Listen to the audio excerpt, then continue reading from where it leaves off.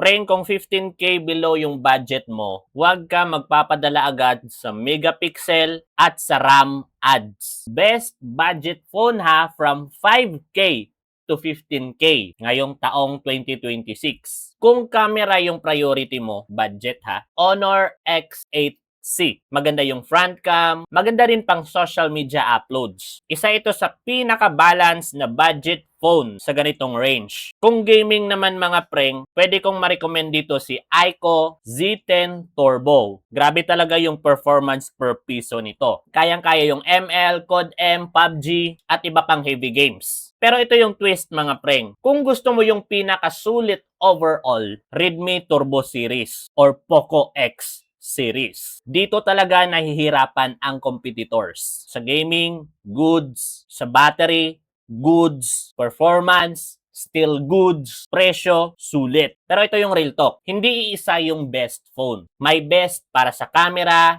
may best para sa gaming, at may best para sa overall value. Kaya bago bumili, tanungin mo muna yung sarili mo. Ano ba talaga yung pinakagamit mo sa araw-araw? Comment mo yung budget mo, preng, at hanapan kita ng pinakasulit na unit. Pero kung nakapag-decide ka na bumili ng smartphone online at nagdadalawang isip ka kung saan bumili mga preng, go check my bio, nandyan na lahat ng mga official and legit store online na pwede mong pagbilhan ng paborito mong smartphone or tablet. And take note mga preng, nandyan din yung mga top-rated smartphone accessories na posibleng magagamit mo talaga sa iyong araw-araw. Kaya mga preng, kita-kits sa susunod na video, follow for more.